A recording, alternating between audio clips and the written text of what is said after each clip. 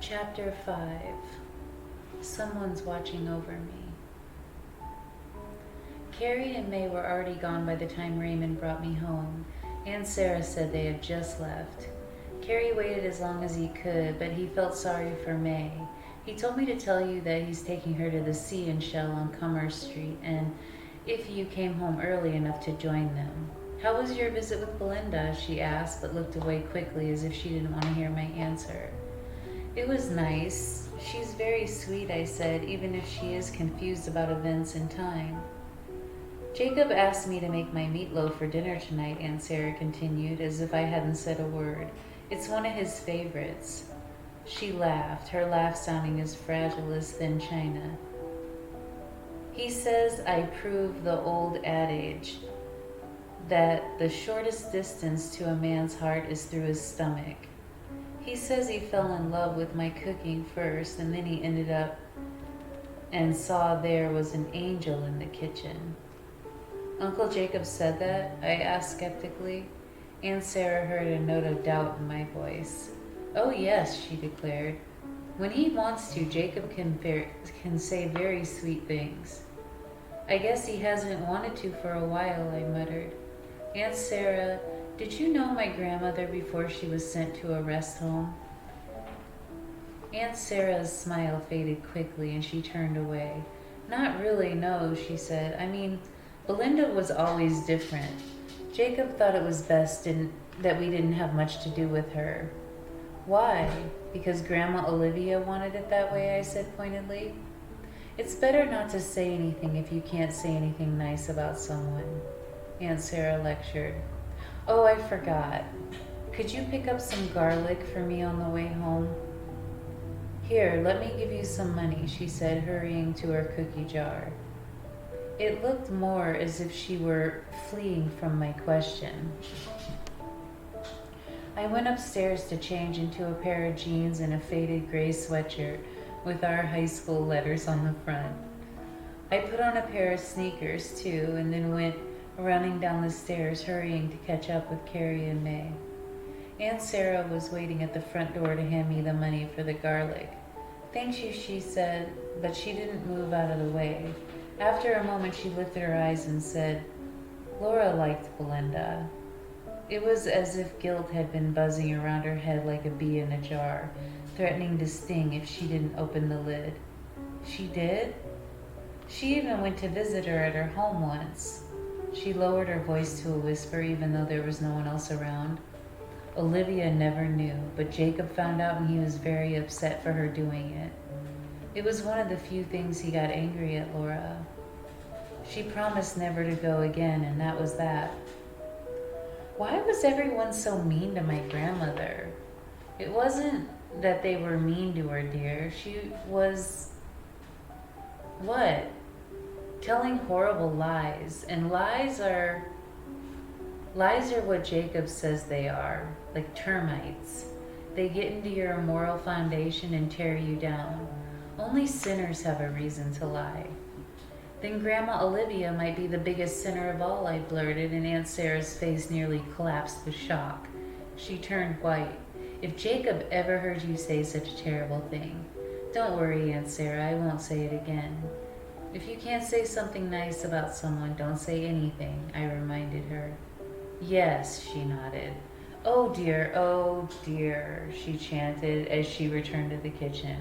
I felt bad about shocking her with my outburst, but I was so frustrated and angry about the way the family treated Grandma Belinda, and I felt like lashing out at all of them with their holier-than-thou attitudes, gazing their noses at the rest of us as if they stood on Mount Olympus. Even if something was wrong with Grandma Belinda and she babbled silly things, confusing time and place, that wasn't a reason to ostracize her and forbid everyone from seeing her. Maybe there was another reason why destiny brought me here, I thought. Maybe it was for Grandma Belinda, who otherwise had no one to come to her defense but shadowy figures in her flustered memory. When I got to town, I found the streets jammed with people and traffic. There were many families, mothers and fathers walking with their children, everyone holding hands, their faces full of smiles, their eyes bright with excitement as they gazed at pretty things in the store windows or at other people rushing by on their way to restaurants and the docks, the shops. I couldn't help but standing wistfully and watching them walk by. Why couldn't that teenage girl be me, and that man and woman be my real father and mother? Why couldn't I lead a normal life and be on vacation with my parents? What had turned fate my direction and chosen me to be the one who had to flounder about searching for her identity? A chorus of horns and then loud laughter shook me out of my self-pity. When I looked around, a smile returned to my face. Providencetown on the weekend was filled with excitement. Yes, these people were tourists, and some of them littered, and some of them drove badly or complained vehemently about prices, but most enjoyed themselves and were appreciative of the ocean and respected and admired the fishermen and boatmen. Shop owners, restaurant owners, hotel and bed and breakfast owners needed the business. To me, those who were securely planted in their wealth and property here and who looked down on all were selfish and arrogant. They lived in their own world, and Grandma Olivia was queen of it, I thought. Well, as long as I live here, I would never be like that. I wouldn't become one of them, no matter how much money I inherited, I vowed. I hurried toward the Sea and Shell, a small and inexpensive eatery near the dock. When I turned the corner looking back, I should have been looking forward, and I rammed into someone who shouted, "Whoa there!"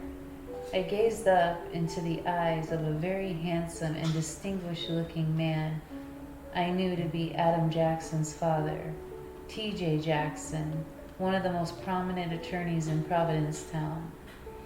Before this, I hadn't seen him only in a distance in school functions or on the street.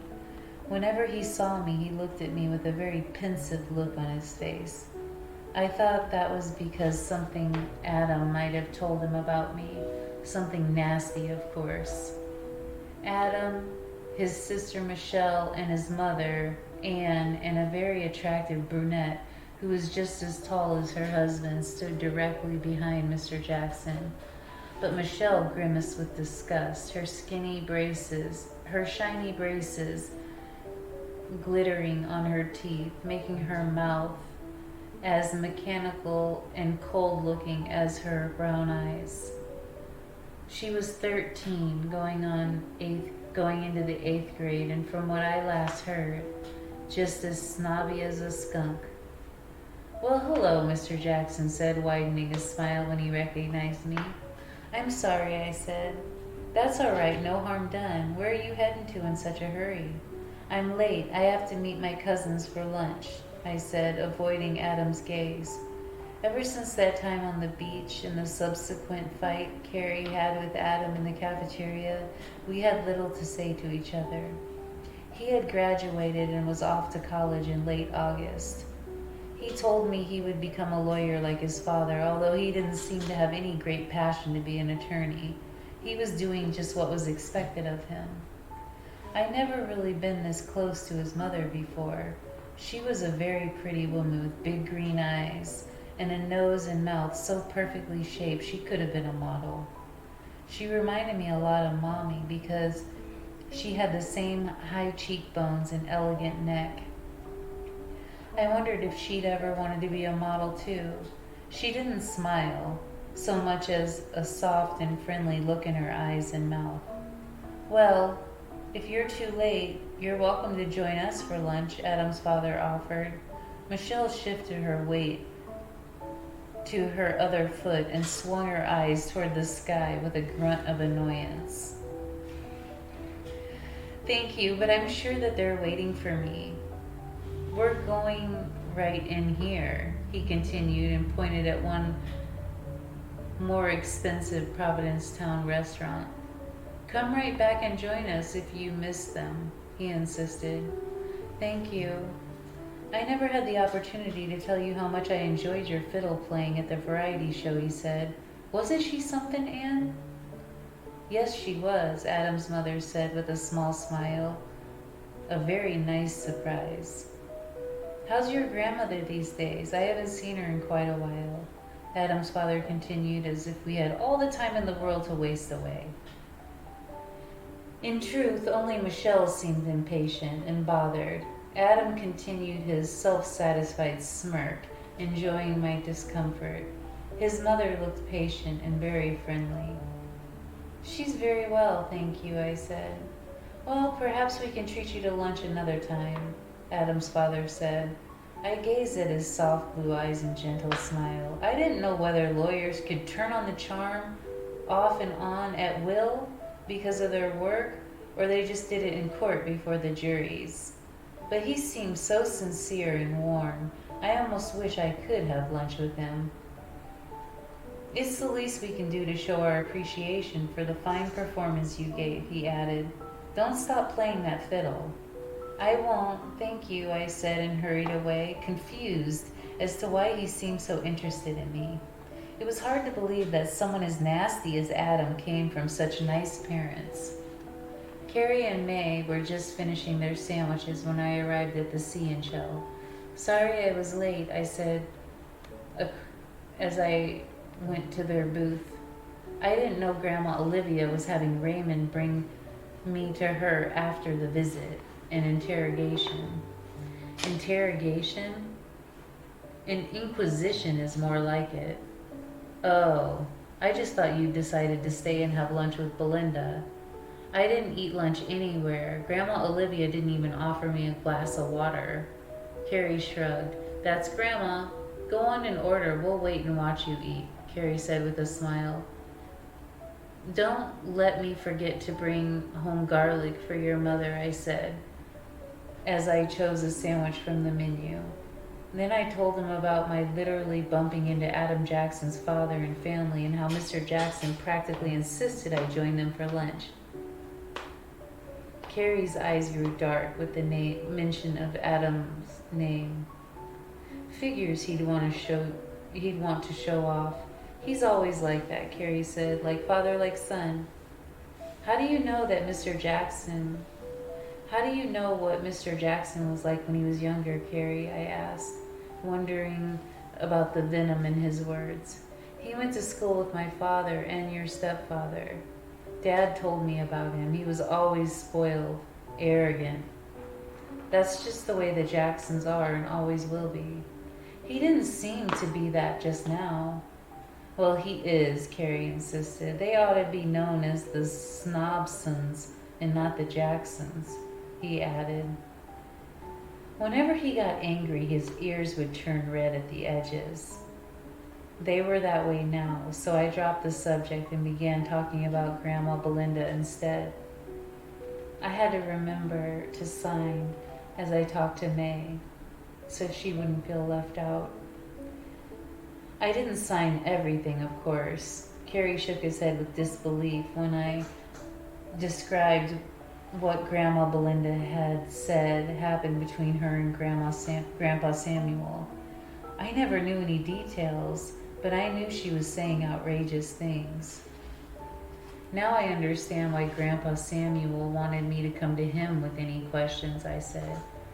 Grandma Olivia has little love for her sister, and I think some of what Grandma Belinda told me may be true. I don't know, Carrie said, shaking his head uncertainly. I could probably count on my fingers how often her name has been mentioned in our house, or at Grandma's. That's just it, Carrie. There's got to be more of a reason why she's a persona non grata in this family. What? Persona? Not wanted, I explained impatiently. You don't disown someone because she's mentally ill, do you? He started to shrug. Your mother told me that Laura went to see her once. His smile froze. She told you that? Yes. My father was very upset with her. She told me that too. Don't you think it was wrong to treat a sick old lady like a plague? Well, don't you?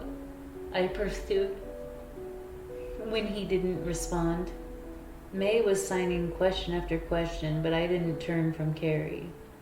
All I know is that my father said Belinda was very immoral when she was younger and didn't want Laura around that sort of woman, Carrie said and bit sheepishly.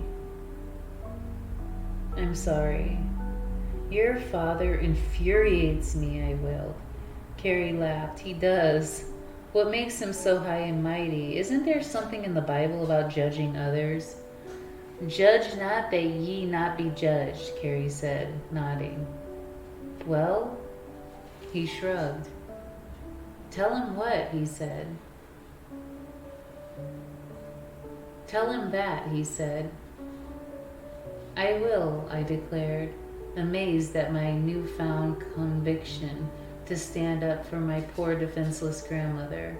Carrie smiled, doubting that I had the courage. It added fuel to the fire of wrath building in my chest.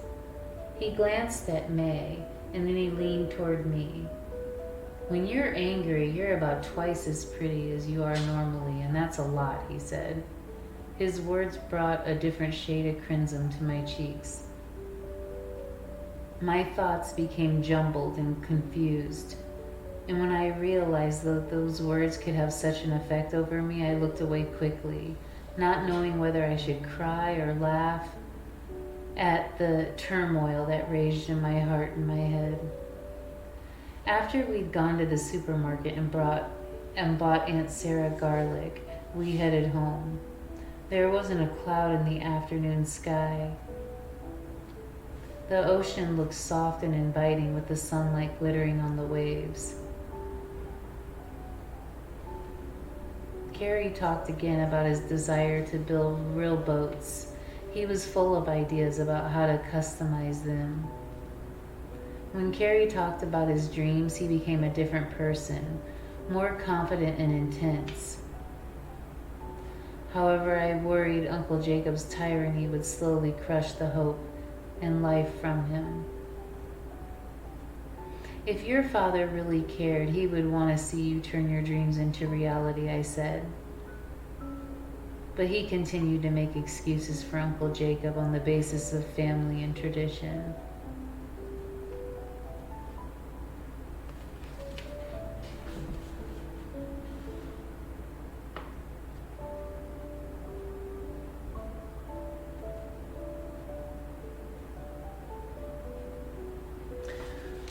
When we got back, Carrie said, come up to the attic when you can.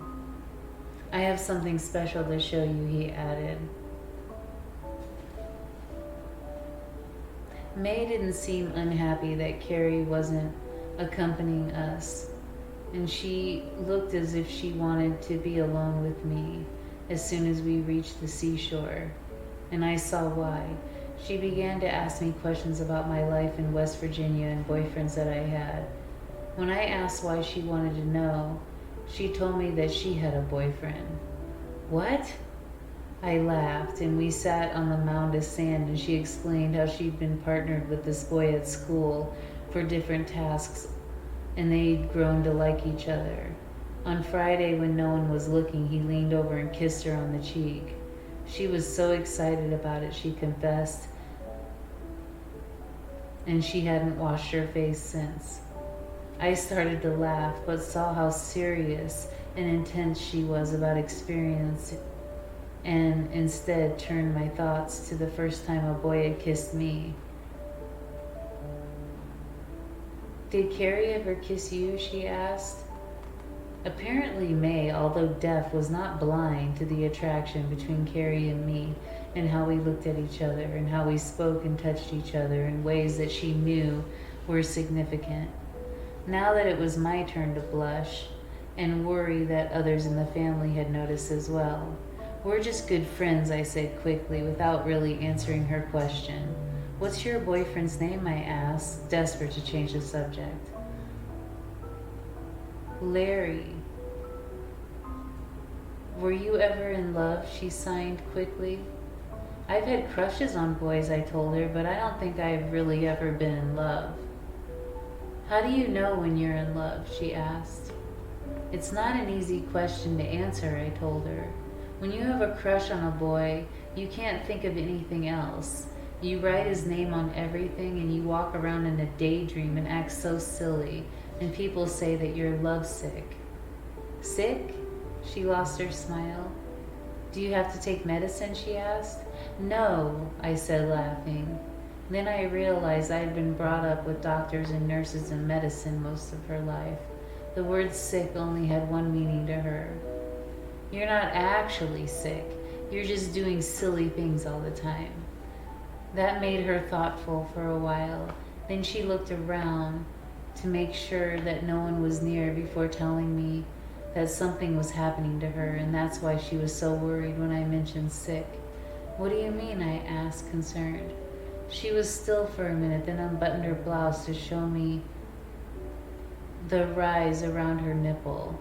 Oh, you're just developing breasts, I said. I told her as much as I could about a woman's body, and when I mentioned the monthly period, she was astounded. Bleeding? She made me repeat, grimacing at that as she signed. Has your mother ever told you this? I asked. She shook her head. What about Laura? She reminded me that none of this was happening to her when Laura was alive, and Laura probably thought she wasn't ready. I told her more. Of course she knew that where babies came from, and the details and the process was still a mystery. She was shocked to learn that women carry eggs and men carry sperm. When she asked me how the sperm got to the egg,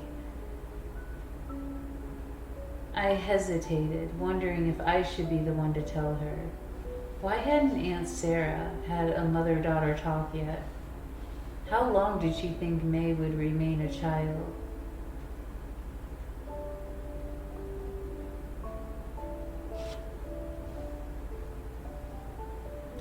Had Mommy and Daddy thought I was immune to these desires? Grandma Arlene took pity on me and all my questions, and I told May about the birds and the bees the way I remember Grandma Arlene telling me. I described sex as nature's trick to bring two people who love each other together so they could create the greatest expression of their love, a baby. I didn't go into vivid detail, but I did let her understand that a man and a woman had to join to make it all happen. She still seemed almost stunned. She signed a question that nearly brought me to tears. Would her baby be deaf because she was deaf? Of course, I didn't know for sure, but I told her that I didn't think so. I told her that the baby is a separate person. She liked that and smiled again. I told her to come to me with any questions anytime she wanted.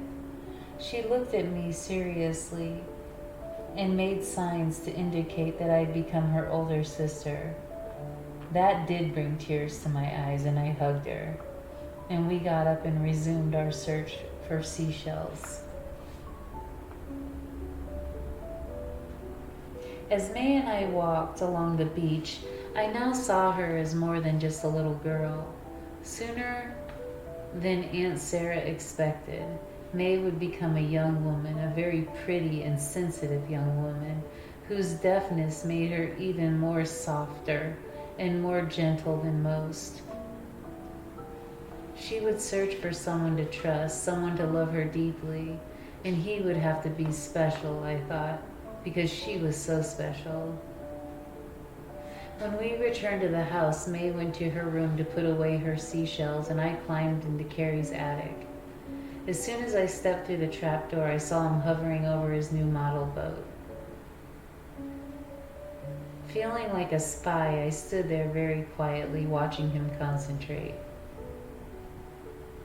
He seemed to be holding his breath, and after a few minutes he sat back and sighed with pleasure at his accomplishment. He then realized I was there, and he turned quickly, blushing. How long have you been there? Just a few seconds. I'm sorry, I didn't want to interrupt, I said. It's okay, perfect timing. I just finished, he said. Come and take a look.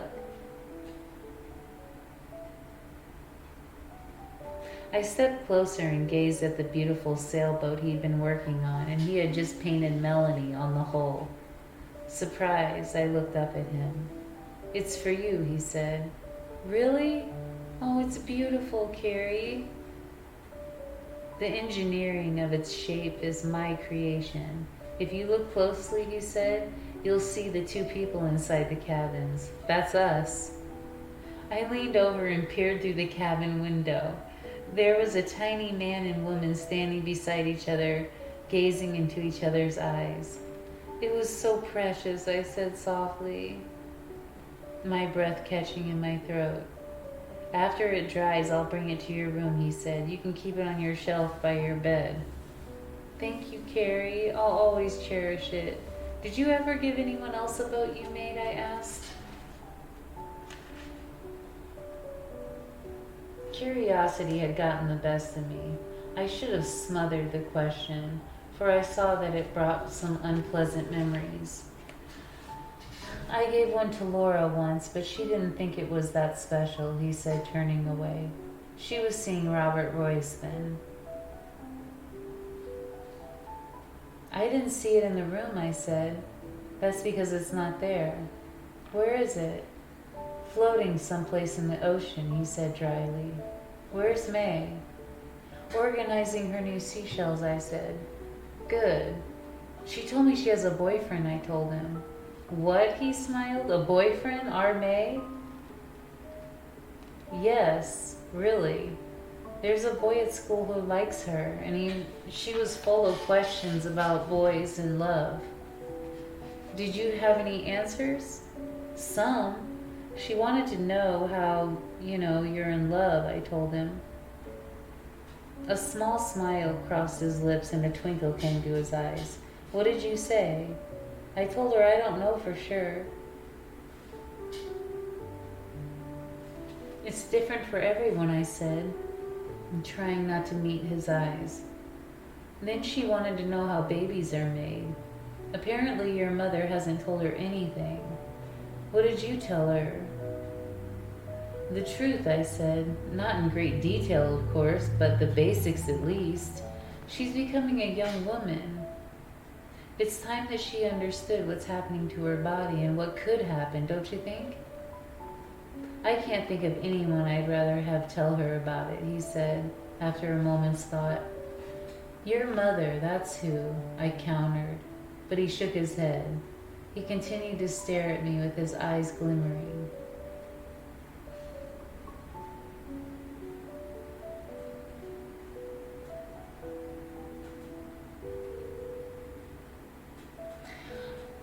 I've gotten so I don't think of anything but you, even on the boat.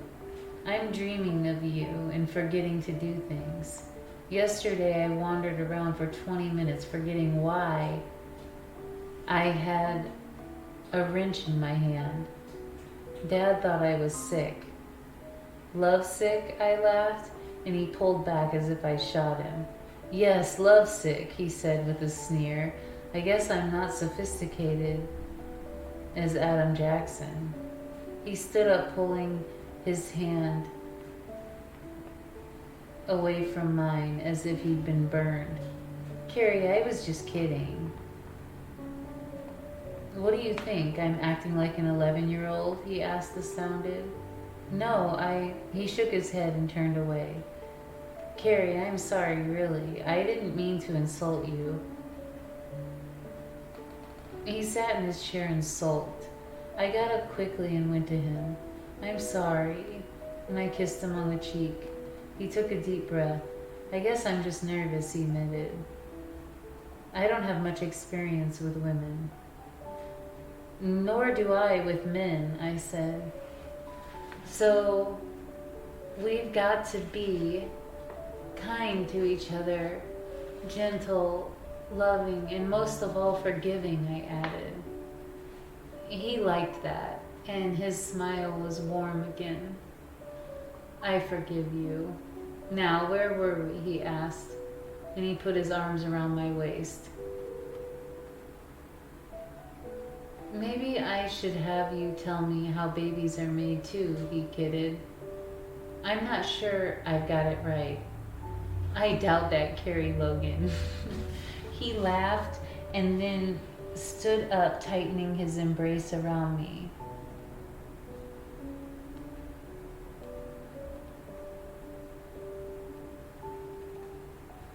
Oh, Melanie, I am lovesick, but I don't care, he whispered.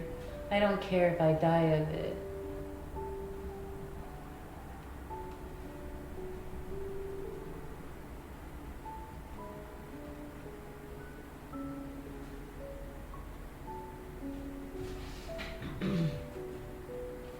We'd better stop, I whispered. He held me tightly. Are you sure? Yes, for now. Okay, he said. After another long moment, he stood and turned away. I should be going down to help Aunt Sarah with dinner. Right, he said. And he returned to his desk and started shuffling model parts back and forth noisily. Are you okay? Yes, he said, nodding but not looking at me. After a minute, he added, I think it's easier for girls, especially in this kind of situation. I don't know, I said, wondering if what he said was true. I do, he said harshly. I don't need to practice too much to learn the lesson. He was trying not to be angry and frustrated, but I could see the battle within him, and it turned his skin cherry red. I fumbled with my hair and realized my hair clip had fallen out. It wasn't on the sofa, so I looked beside it, then behind it. I lost my hair clip someplace, I said. It must have fallen behind the sofa. I'll find it for you, he said, and started to get up. It's okay, I can do it. I pulled the sofa back just a little and saw the clip. When I reached down for it, however, I saw something else, something that put a cold, shocking chill in my heart. It looked like floorboards were parted. Light was coming up through the floor. I leaned closer and realized it was looking down into my room, looking right over the bed. What is this? I asked. When I raised my head, Carrie was staring at me with a look of terror on his face. It's nothing. Nothing. It's an opening in the floor right over my bed. It was just there. Just the way the boards settled or something. That's why I put the sofa over it, he said quickly. When you're close enough to someone to see love in his eyes, I thought, you could also see deceit. Carrie was lying. How long has it been there? Since the house was built, I guess. He gave an exaggerated shrug of his shoulders. I don't know. I gazed at the hole in the floor again. I didn't know a lot about the structure of houses, but I knew that hole didn't just form there. He had obviously used one of his tools for constructing models to punch it out. Why did you do that? He shifted his eyes guiltily away and sat there with his hands on his lap. I know you did this, Carrie. Stop lying to me. He nodded. I did it when Laura started bringing him home and they spent time together in her room, he confessed angrily. Robert Royce? Yes, he said, turning to me. He had his eyes squinted shut as we spoke. It was as if he were trying to block out some scene scorched in his brain. I didn't trust him, I told her, but she wouldn't listen, so I thought I had to look in to make sure that if she needed me or if he tried something. Don't you think she would have been able to stop him? He opened his eyes and shook his head. No, I don't know. What if she couldn't? I did it for her, he insisted. I couldn't help it, he admitted. But I haven't looked at that hole at you. If that's what you think, I swear. I'm not a peeping Tom. Really, he pleaded, his face contrite with his effort to convince me. I believe you, I said and relaxed. You should repair it, though. I will. I just forgot about it. The sofa was over it, so I just forgot about it. I nodded and put my hair clip back in, and then I started for the trap door. He reached out to take my hand. Melanie, you don't think less of me because of that, do you? No, I said. I smiled at him, but in my heart I was confused. I didn't know exactly what to think or feel at the moment. I needed time. I better go down before everyone starts wondering where I am, I said.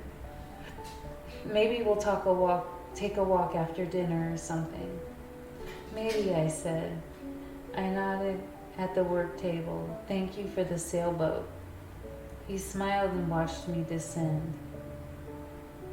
Now that I knew it was there, I could see the small hole. A second later, it was darkened. Carrie had covered it. But he had cleared his heart on what had made him drill the hole. Only time would tell, I thought.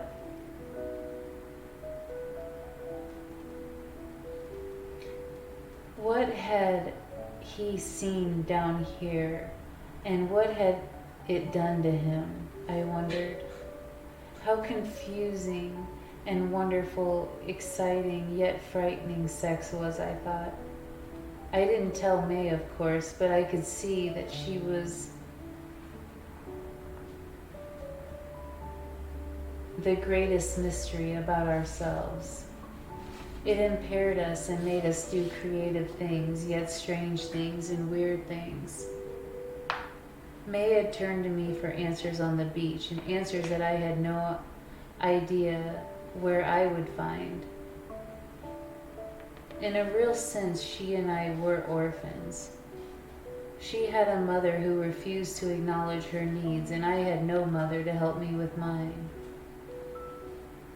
Whatever discoveries I made through my awkward stumbling, I would bring to May, and she would benefit. Perhaps this was another reason I was brought here, I thought.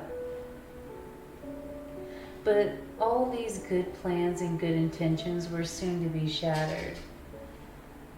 Uncle Jacob apparently had walked in on May and Aunt Sarah just as May was signing the question that made Aunt Sarah turn blue in the face, and what followed was as furious as a hurricane. I had just gone down to see if I could help with dinner, but when I reached the bottom of the stairs, I heard Uncle Jacob call my name. He spit it out the way that you spit out hateful biblical names like Jezebel and Satan and Delilah and Cain. I stepped into the living room, and he was standing near the fireplace when he turned to look, as if embers from that fire had jumped into his eyes. There was no doubt that he could have set me afire and turned me into ash. He would have done it in a heartbeat. I held my breath. No one ever looked at me with such disdain. It chilled me to the bone. How dare you? How dare you come into my home and pollute my child? I warned you about this. I told you it was in your blood. I shook my head, tears of confusion clouding my vision. What have I done? You filled her mind with unclean thoughts, with pornography. I have not. All I did was tell her how babies are made. What's wrong with that?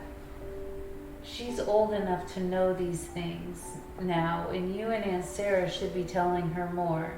His eyes widened. Your mother was a whore, he said through clenched teeth. It's no surprise she bore a daughter like you. He nodded, satisfied with his thoughts.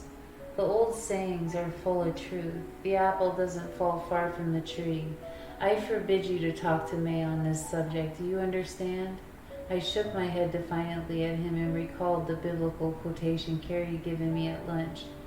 Judge not, that ye not be judged, I fired back at him. He recoiled as if he had been big enough and strong enough to slap his face.